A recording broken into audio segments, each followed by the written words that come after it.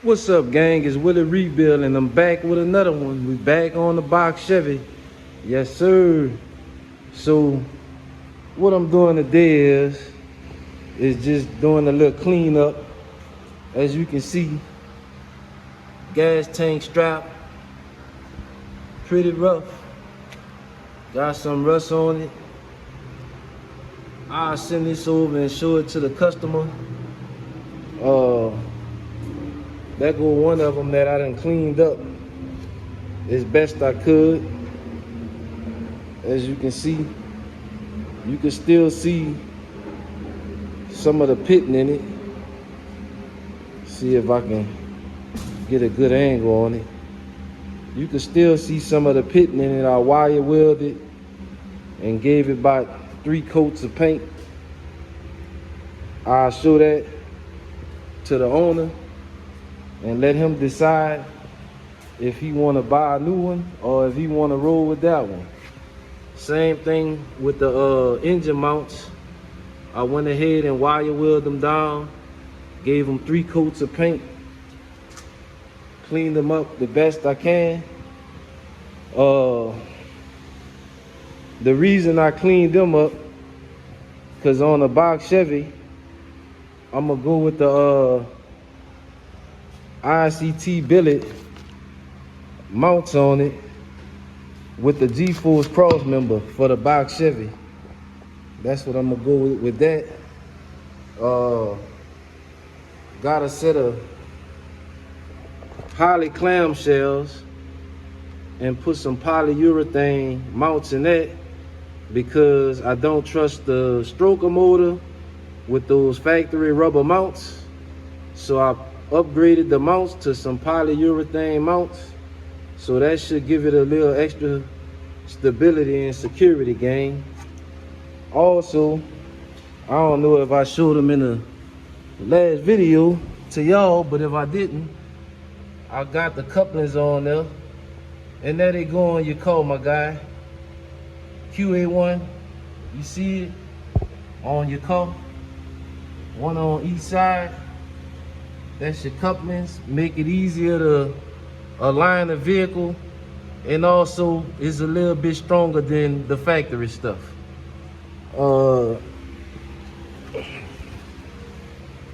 Also went ahead and put the 17-inch rally wheels on it, as you can see. So I'll bring y'all under the car and show y'all why I decided to upgrade, well, recommend that he upgrade to the rally wheel. First off, the rally wheel is not that expensive. He gonna go with some bigger wheels later, but I need something to be able to move the car around. And the problem that I was having was with the back brakes. And I'm gonna go under the car and give y'all a better view and explanation of what's going on now that I have the wheel, a bigger wheel on there. But it might have sounded extreme when I said changing the wheels. That might have sounded extreme, but the thing about it is this: those cheaper fucking parts, they always come with a catch-22. You buy it, you gotta modify, or there's always some extra shit most of the time when you try to go cheaper. So if you would have went with the Wildwood, they would have worked with the factory hubcap wheel, but those wild wheel brakes, what, $800-900? And if you buy the back, you gonna wanna buy the front. You buy that, you need the proportioning valve. You get that, you need the master cylinder. By the time you turn around, you $3,000 in the hole. So you go spend less than half of that by just changing the wheel. So let me bring y'all under the car and show y'all what was going on back here to make me want to tell the customer to replace the wheels. Let me get some light under here for y'all so y'all can see. Also went ahead and put his fuel pump in the tank off camera. So if you can see, I gotta get a better angle under here for y'all. As you can see, with the 17-inch wheel, you got a lot of clearance in between the caliper and the wheel. But if you look at this hubcap wheel, you don't have any clearance. It's less than a ½ inch. And even with me trying to modify it, the wheel was still touching the caliper. No matter what I do, one of them would always touch. So that's why I told him to go with the 17-inch wheel. Not just that, the 17-inch wheel is wider than this hubcap wheel. It's a little wider. I went with a 235 50 17, I think it is. Let's see, gang. Let's go over here and look at the tire size. It's a 235 55 17. So that tire is a little wider.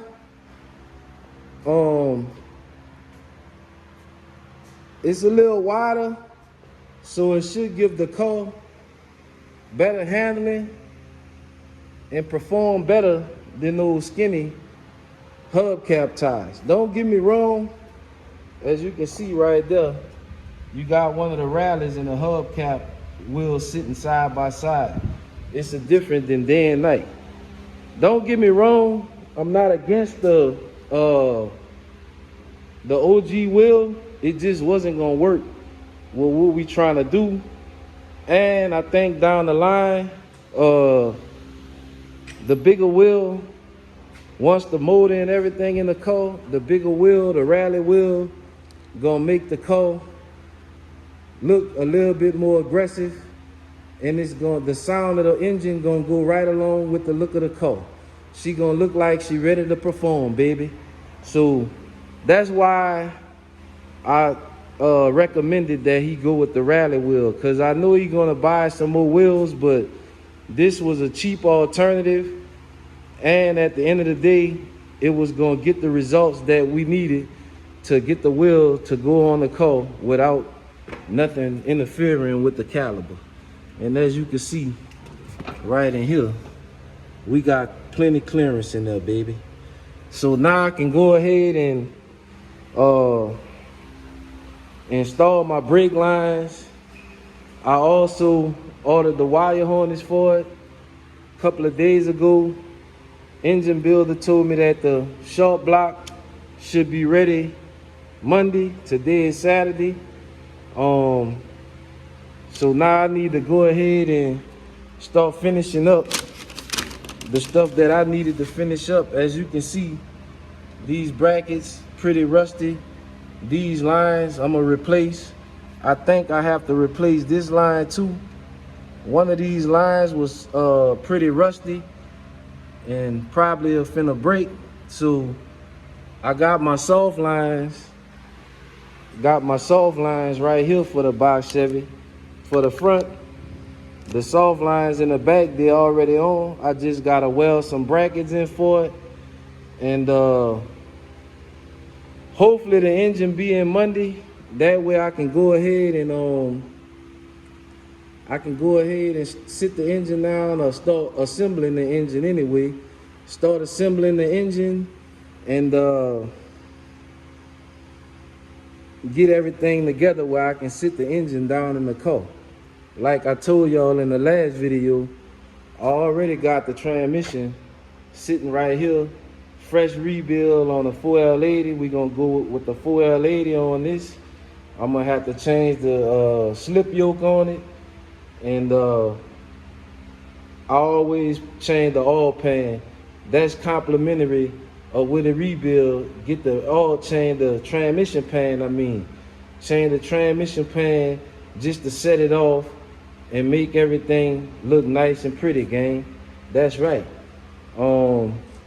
I probably leave the inner fenders out of the car. I'll probably clean them up soon, give them another coat of paint. They just dusty. I done already painted them, but I probably hang them up, clean them off, hang them up, give them another coat of paint inside and out. And I probably put those back on once I put the engine in the car. That way I have room to work under the engine bay to sit the engine down and stuff. I probably put those back in afterwards. But everything coming along on the box Chevy gang. Just trying to get my guy to stay with me and stay focused to get these parts, keep feeding me the parts, because like I told him, fast as you bring this shit, I put that shit right on the car. Just like you see the mounts right here. He just got the mounts. I'm finna go get some screws and bolts and bolt them down. He got the fuel pump. He been had the tank and the cylinder, but he just got the pump. Went ahead and installed the pump, dropped it down in the tank. Cleaning your tank, cleaning his tank straps up, getting ready to run my fuel line. Just try to get it ready. So once I get the engine, he still gotta get his converter. So once that come in, she ready to go in the car gang, and the fuel line, the tank, all that shit gonna already be there waiting. He still gotta get his radiator. I'ma reuse his condenser, cause like I told y'all earlier when I first started working on the car, that it already had the serpentine style setup, cause this car 89. So I asked him, was his AC and all that working? He said, yeah. I unhooked the compressor, left the lines hooked up, never even opened the lines on it. So if everything was working, then when I hook everything back up, it should be still blowing. I'll check the pressure and stuff on it, make sure it got an adequate amount of freon in it, because he been having the car sitting, so it could be low. I'm not sure. Never checked none of that. Once I get the engine fired up, then I, check the level of the freon and stuff like that. Still gotta clean the brake boost off and touch up on the AC box. As y'all can see, AC box, I just hit it with a little paint, left all that stuff, lines and stuff hooked up. I take all that off, change all the hoses, put new hoses on it, and finish painting up the AC box and give it a nice look under the hood, gang. But that's the update on the box Chevy. Over here on the donk, I might as well throw a little piece of this in the video for y'all too. But over here on the donk, same thing. I done ran ahead and ran a fuel line, same way we do in any other car. Straight line from the front all the way to the back, AN6. Still waiting on his gas tank to come in, but aeromotive pump right here. Got the Corvette fuel filter / regulator right there. Same setup. This pump right here is a 340. I'm gonna be running that with the 6.2 LT. Should be enough fuel for that. It's just an NA motor with a cam. Nothing real special. Went ahead and ran my fan wires. Ran the wires for his battery, like I showed y'all in the other video for this car. Also, I went ahead and bolted his wires down for his audio. I was gonna set up a distribution block, but when I thought about it, I said, no, I'm not gonna do that shit. I'm gonna direct these wires straight directly to the battery down here on this side post. That's how they had it before. They had them all on the top up here on the terminal. But since this battery got side posts, I just mount his two audio wires down here on the side post, and here go my wires for my engine, my fans, and I just have to add an alternator wire to that, and I'm cool with running that to the top post. Don't really want to alter how his audio shit is. That way, if you have a problem with it, it ain't on me. In fact, I made it better because this shit was just sitting up here, and I bolted it down and zip tied the tops back like they had them. You come inside the car, I basically got everything wired in. And let me hook his battery up so I can let y'all get a good look at what's going on. It's kind of low, but it should have enough juice for me to show y'all what I need to show y'all. So, got the Dakota installed, got everything hooked up. Think his battery might be dead, gang, or I might have something unhooked in here. I don't know, cause it didn't move. I might have something unhooked. I might unhook something, cause I've been working on this fuse block down here, getting ready to run the fuel pump wire. So I'm gonna check that. I'm gonna cut y'all back on once I see, cause I'm gonna let y'all check out the Dakota digital now that I got everything back installed in it. So I'm gonna cut y'all off and cut y'all right back on. All right, gang, we back. So as y'all can see, what I had to do was put the jumper cables on there. Everything was hooked up, just ain't have enough power to power up the dash and everything. But as y'all can see, the old Dakota looking pretty good. Looking pretty good up in the old donk, baby. That's right. And the only thing we got left is to, let me go ahead and turn it back off for the battery be dead again. But the only thing I got left is to run my, well, I done ran the fuel pump wire already, but I just have to wire it into the fuse block. Why PSI do it like that, I don't know. It looked like it would have been easier just to already have that wire ran out. The two wires, the power wire and the fuel pump wire, so you can just tap onto the wire, but they want you to crimp the connector and put in the relay and all this old crazy ass shit. And that's one reason why I don't really like to use the harnesses, that and those fucking relays on the fan. But this the wires from the harness that I need to wire in. My fan wire, fan 1, fan 2, my key on power. I already got my wires coming from outside on the harness, my fan 1 and fan 2. They already ran under the dash. I got my brake switch wire in there, and that's about it. That'll be completed. Still waiting on the customer to get his transmission control module. That's what that plug for. But other than that, everything is ran.